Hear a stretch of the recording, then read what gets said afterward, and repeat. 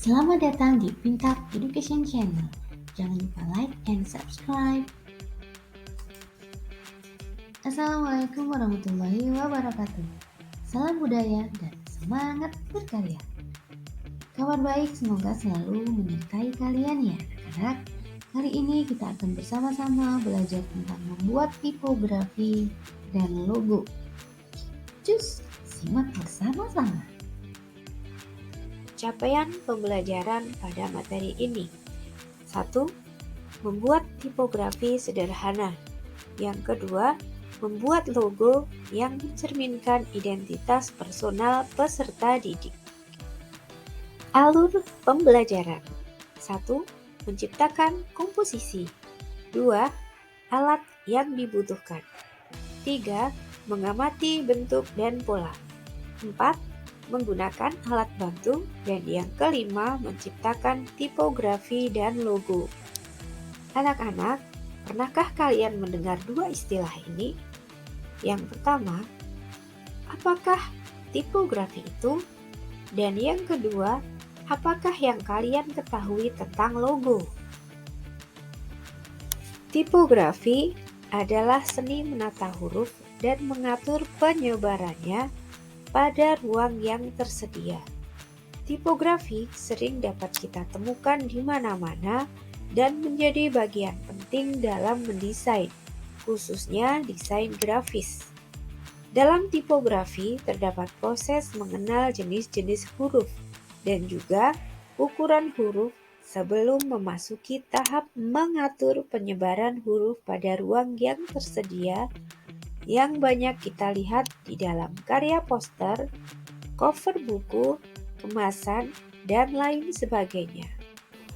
Sedangkan logo merupakan identitas visual terhadap suatu entitas yang mempunyai kriteria khusus seperti bentuk, filosofi, dan warna. Sama halnya dengan tipografi, kita dapat menemukan banyak logo di sekitar kita. Logo diperlukan untuk menyampaikan identitas visual yang memiliki makna spesifik yang tertuang dalam kombinasi huruf, gambar, warna, dan pola. Logo dapat juga digunakan untuk menampilkan identitas personal kita. Hubungan dengan sejarah seni rupa. Tipografi di dunia mulai digunakan oleh bangsa-bangsa Viking Norwegia, Viking Mesir, dan lain-lain, yang kemudian berkembang di Yunani dan menyebar ke seluruh Eropa. Kata tipografi berasal dari bahasa Yunani, yaitu typos yang berarti bentuk dan graphein yang berarti menulis atau mengukir. Tipografi terus berkembang seiring perkembangan teknologi hingga saat ini. Dalam sejarah seni rupa, khususnya desain tipografi, adalah bagian penting yang perlu dikuasai oleh seorang desainer, khususnya seorang desainer grafis. Huruf sendiri di Indonesia sudah dikenal sejak lama, jauh sebelum bangsa Eropa datang ke Indonesia, di mana kita bisa menemukan adanya aksara Jawa, Bali, Bugis, dan Makassar. Tipografi berkembang di Indonesia pada zaman penjajahan Belanda, di mana mereka mengenal sistem huruf Roman yang lebih general. Tipografi digunakan dalam penyiaran berita dan iklan dalam perdagangan pada saat itu. Dan ini adalah beberapa contoh aksara sebelum kita mengenal huruf Roman yang diperkenalkan oleh zaman Belanda. Tipografi terus berkembang sejak awal ditemukannya mesin cetak dan kemudian berkembang hingga era komputerisasi seperti saat ini. Tipografi sendiri terus bertambah dan berkembang seiring berdirinya sekolah desain, khususnya desain grafis. Saat ini, tipografi juga berkembang menjadi bentuk-bentuk baru. Contohnya adalah karya grafiti yang sangat dekat dengan budaya anak-anak muda. Logo pertama kali muncul pada masa Yunani kuno. Awal mula logo sangatlah sederhana, hanya berupa satu kode yang terdiri dari satu huruf atau lebih yang digabungkan. Kode tersebut digunakan untuk membentuk inisial, nama, atau nama depan dari seseorang. Aplikasi logo pada saat itu diletakkan pada benda-benda pribadi. lambang kekuasaan, lambang agama, dan lain sebagainya. Seiring perkembangannya, teknologi dan juga kreativitas manusia, bentuk-bentuk logo menjadi berkembang dan bertambah.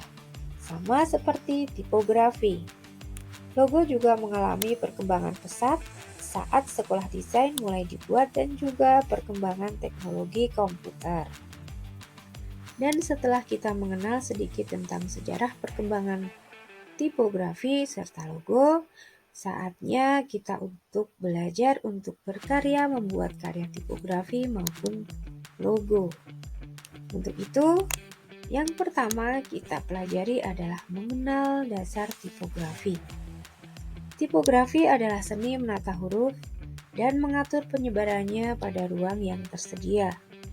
Membuat tipografi bisa kita mulai dari langkah yang paling sederhana, yaitu kalian bisa membuat bentuk-bentuk huruf sesuai dengan kreativitas kalian mulai dari hal yang paling simpel.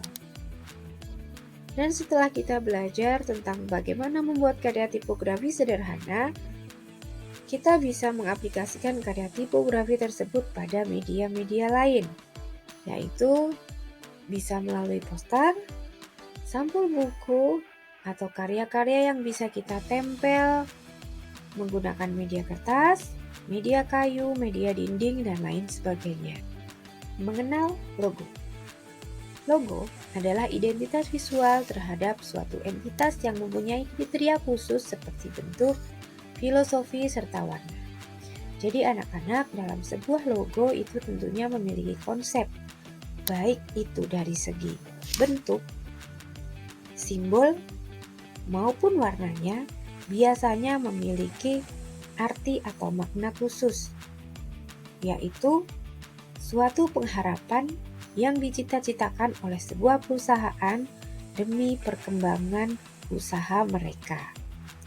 Membuat logo. Berikut adalah 5 langkah membuat logo yang baik. Yang pertama adalah menentukan tujuan logo dibuat. Yang kedua, menyesuaikan dengan target atau audiens yang dituju. Yang ketiga, membuat logo sesuai dengan konsep dan inspirasi. 4. Logo dibuat unik, sederhana, serta fleksibel. Dan yang kelima, melihat perkembangan serta evaluasi. Sampai di sini materi kita kali ini. Selamat berkarya dan terima kasih. Wassalamualaikum warahmatullahi wabarakatuh. See you next time.